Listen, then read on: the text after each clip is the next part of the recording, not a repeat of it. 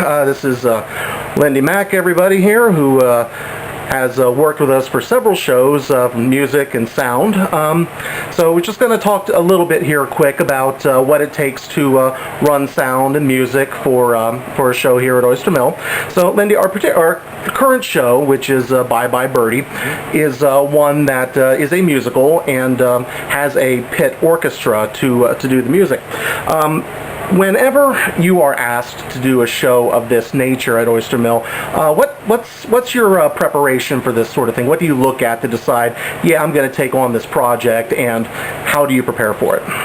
Well, the first thing I do when I'm trying to decide whether or not I'm actually going to do the show, I go actually online and look at YouTube videos to get a sense of what the music is about, get a sense of what the story is about. I can go to Wikipedia and different places to find out about the shows if I don't know about them already.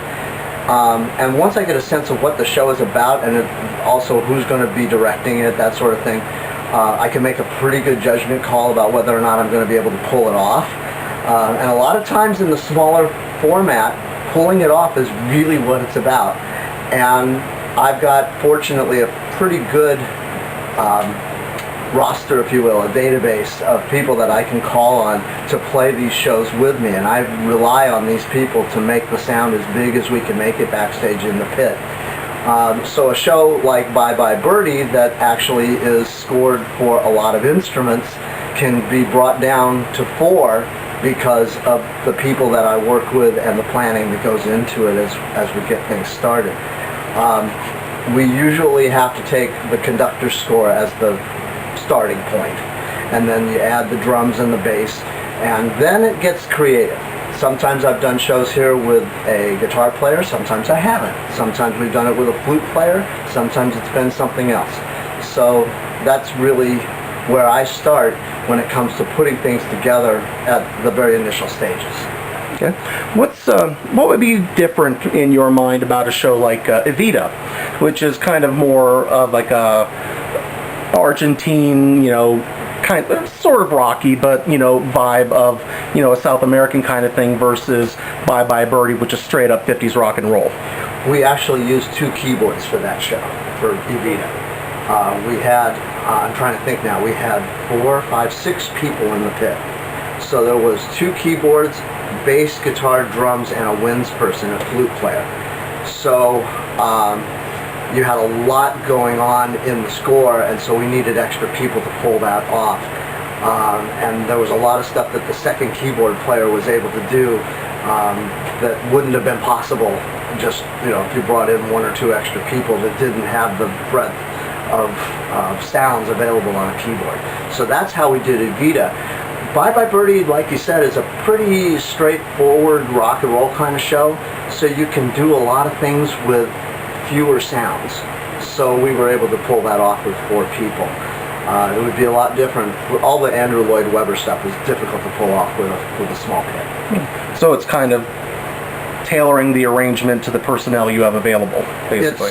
It's tailoring the arrangement to the personnel that we have available for it, but it's also tailoring the arrangement to what the composers wanted, and you have to take a guess. You have to say, I think this will work out okay if we don't include the trumpet parts. If we leave out that bassoon solo, what can we give it to? We can give it to a cello sound on a keyboard. What can we do? So that's kind of how it's a lot easier with a small show like Bye Bye Birdie. Bye Bye Birdie is scored for 21 books. So it's a lot more than just the 4 people back there. But there's a lot of the same stuff that goes on through the whole thing, and you can sort of compartmentalize. You have string sounds here, you have brass sounds there, and you take those and work with that, and it becomes a lot easier. There's not a lot of solo parts that rely on acoustic instruments. Okay. As a brief aside, I think the bassoon doesn't get enough love. I agree. Yeah, just putting that out there. But I personally favor the English horn. But Well, there you go. We need to work on a show that'll encompass those, bassoon and the English horn sometime. Okay, so how is working on a show of this nature, a production for theater, different than, say, a concert. You've done some work recently, I recollect, with a band doing Sinatra tunes there. How is preparing for something like that different than preparing for something like this? Well, in the case of the Sinatra show, it was very similar because you had scripted parts followed by music, followed by scripted parts, followed by music, and there was cues, and there was lighting, and there was all the stuff that goes in to doing a show the same way that you would with a theater production. Generally, though, with a band, it's pretty much you just line up a series of songs and you play them one after the next, and there's not really a lot of paying attention to when do I start. You start when you're ready. Mm-hmm. You know, with a band, you just start when you know, is everybody ready? Yes, go.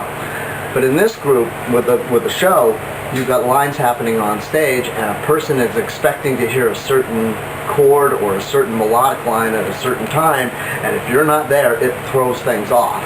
So you need to be timely, you need to be paying attention, you need to be focused all the time as as the process goes along. The other thing is that the big band seldom plays as long as a musical.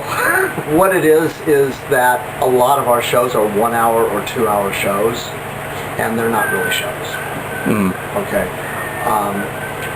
So as I say, it's just one song, bang, bang, bang, and the next song, and the next song. And with the musical, it's not that. Okay. Well, would you say it's kind of a little bit more pressure on you when you're doing a very well-known classic like those Sinatra tunes, or like a Bye Bye Birdie? Everybody knows Kids and We Love You, Conrad, and all those bits there. Does you feel any more pressure to pull off those chestnuts just to make sure that they're familiar to everybody and they're not going, that was a terrible, where's this just doesn't seem right? I like to think that people are sophisticated when they listen to the music that they're hearing in a show, and that they hear all the little details that are going on backstage. So I try to put as many of them in there as I can. So that's not to say that the person who just likes music because they like what they like, they know what they like and that's it.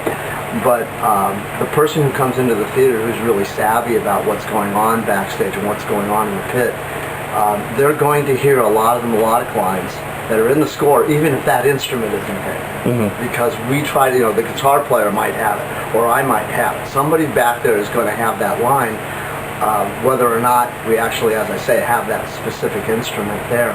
So yes, I wouldn't call it pressure.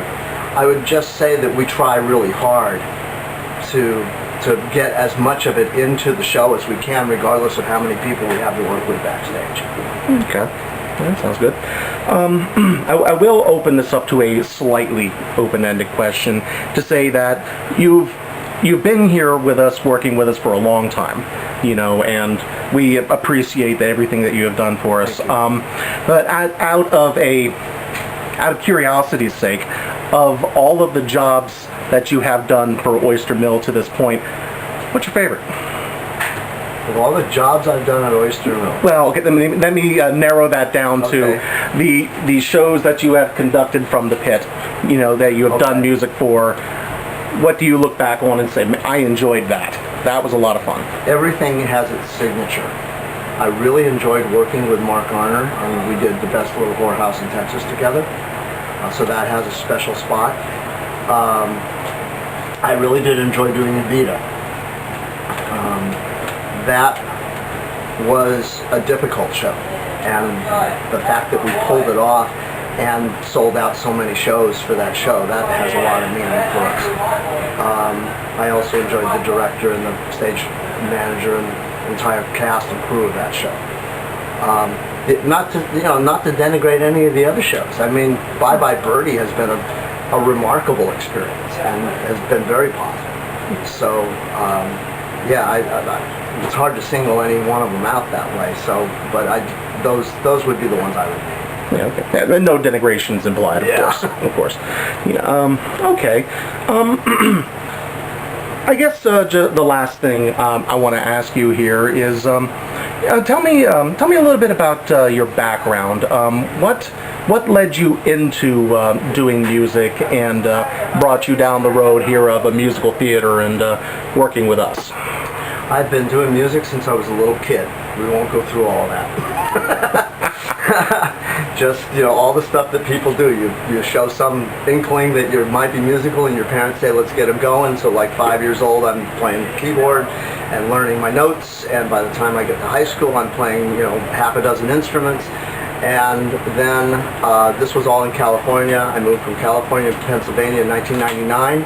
Got involved with a local community choir, and one of the people in the community choir was also involved in theater. And she got me involved playing as an accompanist for music theater workshop over at Open Stage. And from there, I got invited to play shows. And that happened in 2007. So in reality, I've only been playing musical theater since 2007. So it has not been a long time, and all of these shows are new to me. They're very fresh to me because I haven't done them in the past. I did Annie for the first time 3 years ago. So most people have done 5 or 6 or 7 Annies, and I've done one. I've done one Oliver. I've done, so everything is brand new and fresh to me, and maybe that helps. I'm very enthusiastic about doing it. I love coming in here and doing these shows, and I think that's part of it, is that none of it is old hat to me. It's always a new wheel to be invented. So I enjoy it very much. All right. Thank you very much. Thank you.